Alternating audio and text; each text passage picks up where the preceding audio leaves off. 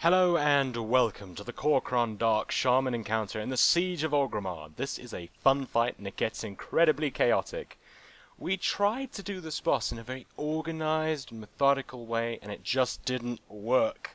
In the end, everyone in your group is just going to have to know the abilities and what they do really well. Tank and healer communication is absolutely essential here. You'll want to put up markers to help with communication so everyone can know where players are going and they can adjust accordingly. You'll need 2 tanks, 2 to 3 healers and 5 to 6 DPS. It is possible to do this with 2 healers and the extra DPS can help out, especially if you're having trouble with the enrage. Though 3 healers will help make up for mistakes and just generally be a lot more comfortable. The bosses will start off being in the main building for the first pull and will need to be brought out into the open area by the tanks. They will also have 2 wolf adds with them that have a frontal cone attack, and they also apply a stacking debuff on their tank. These wolves need to be bursted down right away. The wolves also like to walk around the tank and just don't stand still. They're extremely annoying to tank.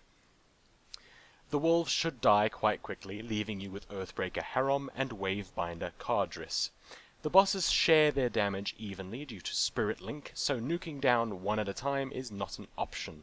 Instead, feel free to multi-dot or cleave if you want and get the opportunity to do so.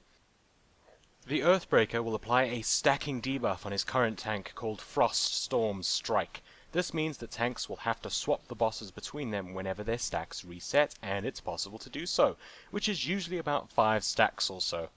The Wavebinder has a single target nuke called Frost Storm Bolt, which she will use on her tank, and it shouldn't prove to be an issue, just be aware of it, and use a cooldown if your health is low. No tank should take both bosses at the same time, as they both hit pretty hard, and if they hit the tank at the same time, a tank death is very likely. The bosses will gain more and more abilities as their health gets lower and lower, so the fight will start off being nice and smooth and relaxed, and will quickly get more and more chaotic. There's that lovely word again. At 85% health, Earthbreaker gains Toxic Mist and Wavebinder gains Toxic Storm. Toxic Mist will put undispellable dots on random players which deal nature damage and apply a stacking debuff, increasing all nature damage the player takes. This cannot be dispelled and will eventually fade. Toxic Storm creates a giant swirling cloud of purple muck that will create purple tornadoes. Avoid both of these because they deal heavy damage and they both move around, so keep an eye on them. They will fade after a while. At 65% health, Earthbreaker will gain Foul Stream and Wavebinder will gain Foul Geyser. Foul Stream will target a random player and create a green beam above them. After a few seconds, it will create a giant cone of green muck in the direction of the player targeted by it. When they get targeted, the player should move so that no other players are in front of or behind them, and then let the cone of green muck appear, and then they can move out of it. Other players should make sure to avoid standing where the cone will appear, and the green beam marking the player is fairly obvious. The Wavebinder will channel Foul Geyser on her current tank, which will launch globs of green ick at them, dealing massive nature damage to anyone that gets hit and creating green slime adds. When this is cast, the tank should run away from the main group and try to get the globs to land in the same general area, while making sure to keep moving to avoid getting hit by the globs of muck. The adds themselves will deal massive damage to anyone that comes within 3 yards of them, so everyone should avoid them and ranged should AoE them down quickly.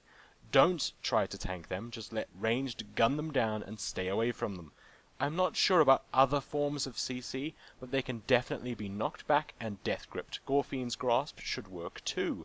At 50% health, the Shamans gain their final abilities, Falling Ash and Ashen Wall. Wavebinder will use Falling Ash, which creates a massive red circle on the ground. 15 seconds later, a giant meteor will land in the circle. The entire raid will take a heavy amount of fire damage, and anyone inside the circle will take about 3 times that damage, meaning if you stand inside the circle, you die. So don't stand in the circle. It's really easy to see and even easier to get out of, so nobody should get hit by this.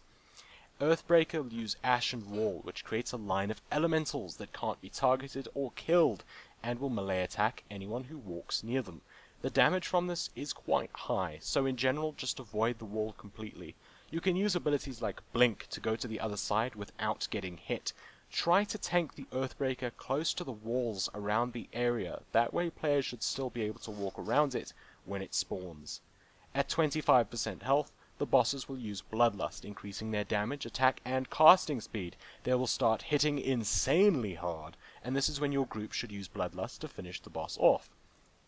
So basically, kill the dogs first, make sure to swap bosses for the debuff, don't stand in anything colourful, tank with Foul Geyser on them, run out and away from the group. Ranged, kill ads, don't stand near the ads, walls of elementals that punch you in the face aren't nice, so run around them, and use Bloodlust at 25%. And that's it for the Kor'kron Dark Shaman fight. It's chaotic, crazy, and just outright insane, so enjoy. I hope you found this guide helpful, and if you did, then please click that like button, and of course, subscribe for more videos.